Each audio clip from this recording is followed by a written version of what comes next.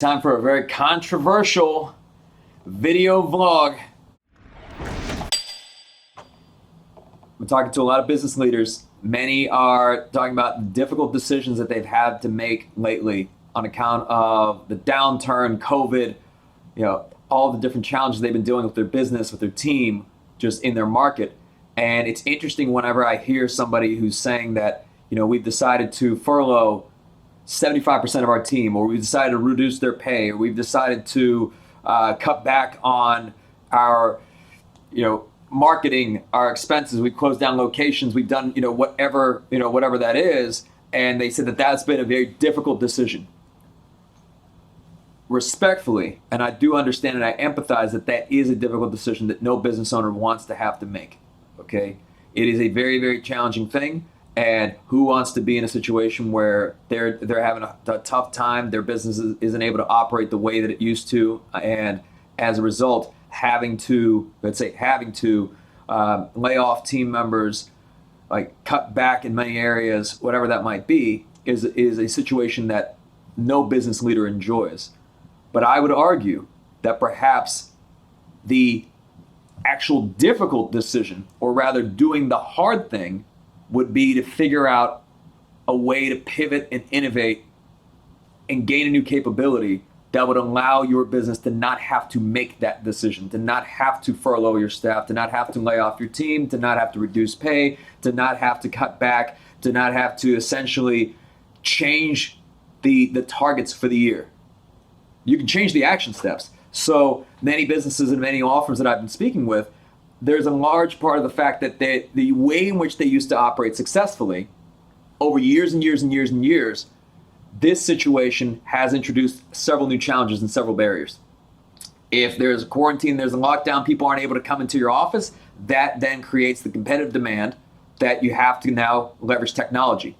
Whether it's video conferencing, whether it's e-sign, whether it's having a cloud-based phone system, whatever it is, something new, something different, a new capability that has to be learned and gained and implemented into the business in order for growth to continue, that quite frankly, I see many are unwilling to undertake. It's kind of the what got you here won't get you there. But when the things that got you here have been working for a really long time, I also understand and I empathize with the fact that who wants to learn a new language right now? Who wants to learn a new capability? Because it's hard.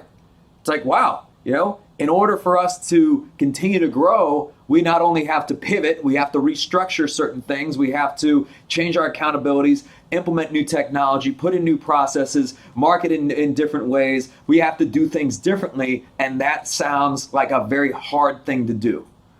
Well, correct. That's the point. So, I would say that there's restaurants during COVID-19 where restaurants are largely closed that have found a way to grow. And not just through curbside pickup, but also through delivery, that have been found ways to be innovative and creative that now have introduced new capabilities to their business that they did not have before. I mean, heck, businesses in Wuhan, there's ones that are there that are thriving. Attorneys in all practice areas in every market that are having their best month ever right now.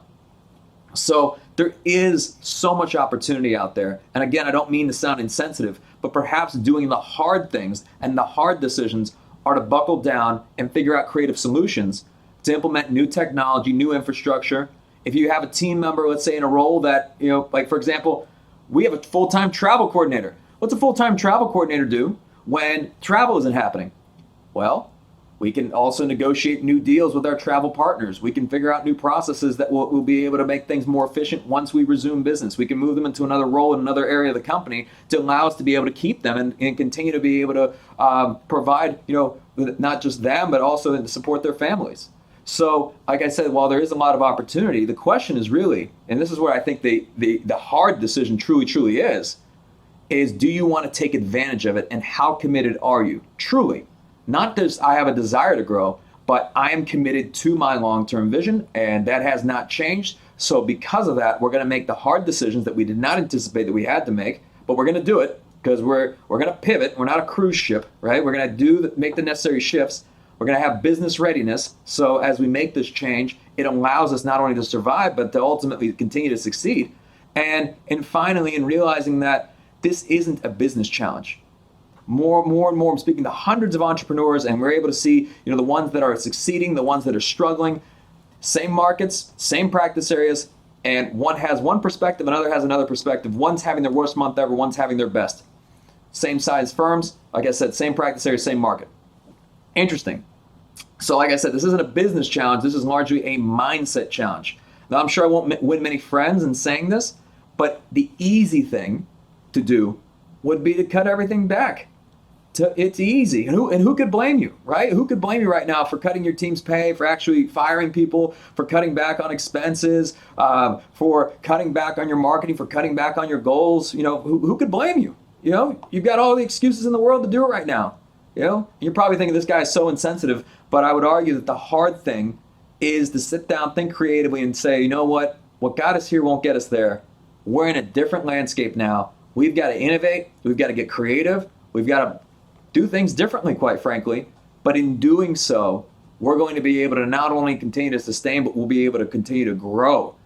And what if this month was your best month ever? And what if this was your best year ever? Because you chose to adapt when the large portion of businesses and competitors in your market did not. So are you doing the easy things or the hard things?